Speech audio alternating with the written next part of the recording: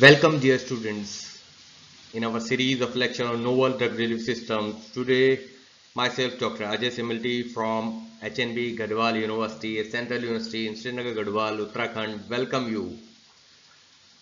Today we'll be discussing transdermal drug delivery systems. This complete lecture, this complete topic will be covered in two lectures. In the first part, we'll be discussing the overall concept of transdermal drug delivery systems, and the second part will be dealing with the preparation and evaluation part. So let's start up our discussion on the transdermal drug delivery systems. Dear students, after going through this lecture, after completing this lecture, you will be able to learn how drug is absorbed through the skin. You will be able to know about the advantages and limitations of transdermal drug delivery. Dear learners, as far as the lesson plan is concerned, we will be able to cover this topic under the heads of concept of percutaneous absorption through the skin, advantages, limitations of transdermal drug delivery systems, and we'll be covering the various aspects of concept of transdermal drug delivery in this lecture. So let's start up our discussion with the skin, the anatomy of the skin.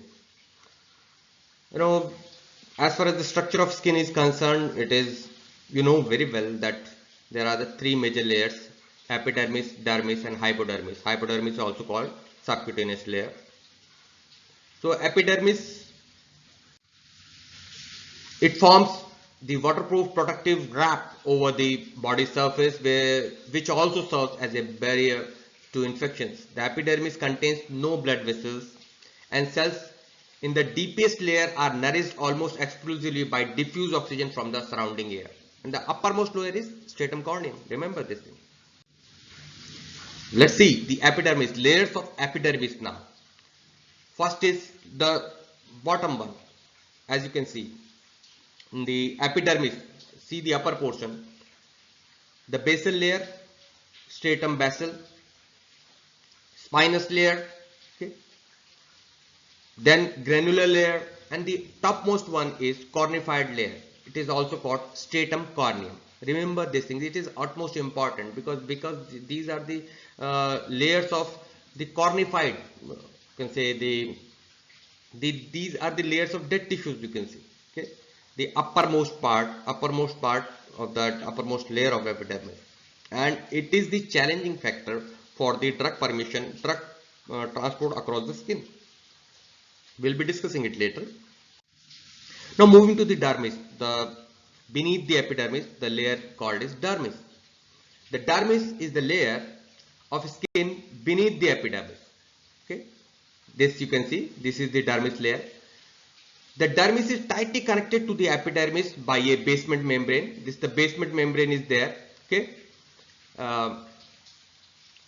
this basement membrane here, it contains, this dermis layer contains the hair follicles. Okay, sweat glands, sebaceous glands, apocrine glands, lymphatic vessels, and some blood vessels.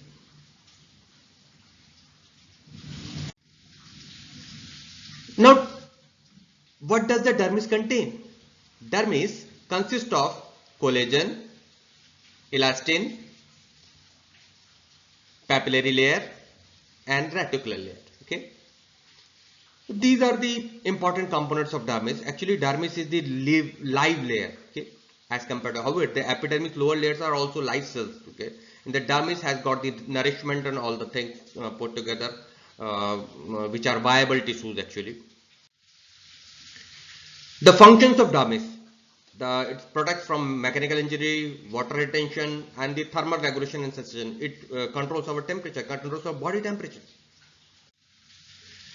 Hypodermis, which is a subcutaneous layer, SC, it presents it is present below the dermis, and layer of fatty acid and adipose tissues are there. Layers cells synthesis and store fat as energy reserve. So energy reserve is the basic function of the hypodermis and subcutaneous, as you can see. Hypodermis contains collagen, elastic fibers, large blood vessels, lymphatic vessels, and hair follicle roots. Now the question is, what is the function of hypodermis and what does it do? It varies in thickness and acts as a storehouse of energy. It is also considered as an endocrine organ because lipocytes produce leptin hormone that acts as messenger to regulate the body weight through hypothalamus. Okay. Now we can see that when we see the drug transport across the skin, there are the two basic routes, transepidermal and transappendigeal. Transependigeal is also called, this is the this route, transepidermal route and transappendigeal route. Transappendigeal is also called transfollicular route majorly because through the follicle drug is going, okay, through the hair follicle, and that is entering into the dermis. And the transcellular, it may be intercellular and it may be intercellular or transcellular. Intercellular means it is going in between the cells, while in case of transcellular it is passing across the cells. Okay, so overall whatever the drug is there, it is going to the dermis part and going to the systemic circulation. Skin penetration, as we have said, it is there are two basic routes, transappendigeal and transepidermal. And majorly transappendigeal is called because it is transfollicular and transglandular. The major is transfollicular. So in major terms we call it transepidermal and transfollicular. Okay. The hydrophilic drugs travel through the intracellular pathway, this intracellular pathway, while the lipophilic drugs travel through the stratum corneum. Okay, so because they have got the good permeability, lipophilic drugs can pass across the stratum corneum, but the hydrophilic drugs go in between the cells. So intercellular path is for hydrophilic group. Intercellular and for transcellular, you can say through the stratum corneum, the lipophilic drug can easily pass across this membrane or this barrier of skin. Now percutaneous absorption. Basically we are, if we say for the exam point of view, it is utmost important to know about the percutaneous absorption. It means how the drug goes across the skin, how it passes the skin, how it enters the systemic circulation through the skin.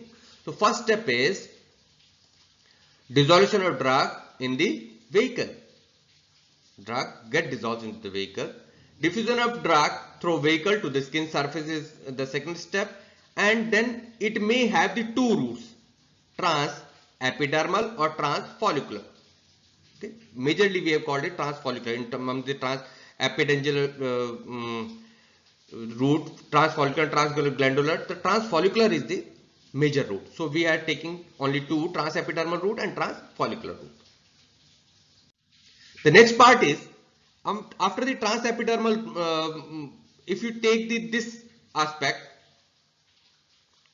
transepidermal route begins with the partitioning into the stratum corneum. The drug partition into the stratum corneum, and then diffusion through the protein lipid matrix of stratum corneum happens, and partitioning into the viable epidermis is obtained. Okay, and then the drug, this transfollicular route, the transfollicular route, if we say the transfollicular route, partitioning into the sebum occurs, then diffusion through the lipids and sebaceous pore occurs, and then again it reaches to the partitioning into the viable epidermis. From there it reaches through diffusion through the dermis and then reaches to the systemic circulation. Then it is simply the diffusion process actually.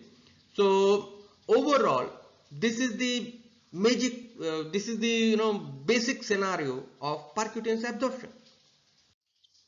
After the partitioning into the viable epidermis, diffusion through the cellular mass of epidermis occurs, and then again the drug is diffused through the fibrous mass of upper dermis, and then the capillary uptake and systemic dilution occurs. So overall, by this way, from top, from the stratum corneum or the follicular root, the drug reaches to the systemic circulation, and it is overall view of percutaneous absorption. Always quote this flow chart when you are being asked for the percutaneous absorption presentation. Rather than going for the sentences, it is better you reproduce the percutaneous absorption in the flowchart form.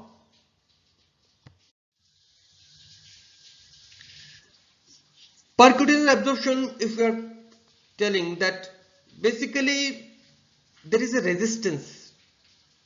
Resistance, you can say skin absorption, you can compare it as a electrical resistance theory. There is a resistance. This resistance is directly proportional to the thickness of the skin layer. It is directly proportional, inversely proportional to the diffusivity of the component of the drug. It is inversely proportional to the fractional area of solute, in which area it is passing across, and it is inversely proportional to the partitioning coefficient. So overall, if we say that it is R is equal to H upon DFK. If we say transepidermal, what is the total resistance given by the transepidermal route? So it will be resistance given by the stratum corneum plus resistance given by the vital tissue of transepidermal route. While in case of transfollicular, it is R sebaceous route plus the that by the transfollicular route, by the resistance by the transfollicular route. So total resistance can be given by the reciprocal of total permeability. Okay, so overall permeability coefficient, that P total, if you say, or rho total, it is the permeability of transepidermal route as well as the transfollicular route. That sum of those both of these permeability. Remember this thing. So total flux, the total flux that drug passing across per minute of time from a particular area, or per minute of time, you can say just total flux we are calculating, the JT is equal to A P total into del C, where A is the effective area in which the drug is passing through, and P total is over a permeability coefficient, and del C is the concentration differential expressed across the membrane. So you remember this thing, and you can express the this P total and elaborate this in terms of H upon DFK. Okay, and mention it. This you must remember that elaborated equation. I am giving it as a homework, that remember it in the full term. I have given just abbreviation of this equation. So mechanism of action of drug penetration. Now what is the mechanism? How the drug is penetrating across the skin? It requires enhancement in drug release and reduction of the resistance in stratum corneum. You will have to increase the drug release across the skin, and you will have to reduce the resistance. Both of the things, both the important points are very important when you are delivering the drugs across the skin.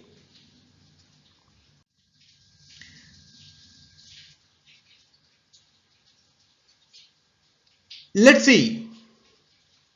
It can be achieved by altering the hydration of the stratum corneum, or transporting the ionizable drugs through carrier mechanism, and directly influencing the stratum corneum by the chemical or physical form through transdermal drug release systems.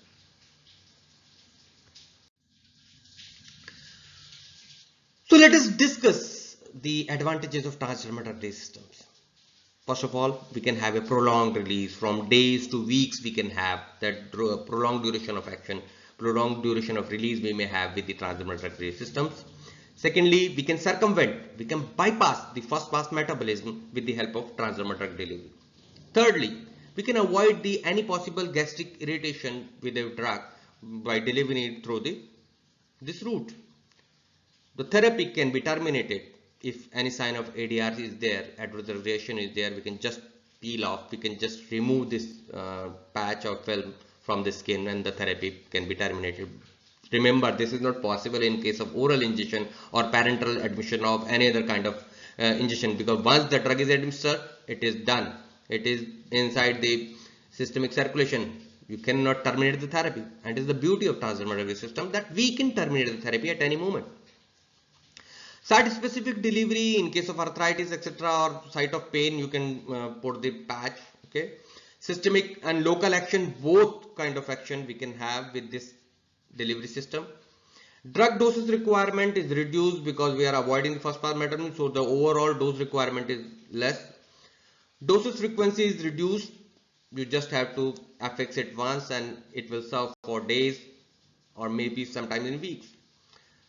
And overall good patient compliance is there with the transdermal drug delivery systems. Now we're moving to the limitations of transdermal drug delivery systems. They are expensive. There may be adhesive failure. Sometimes it just dislodges from the skin. Okay. Local irritation may be there at the site of skin. It is not at all suitable in case of emergency. Okay, because it takes time.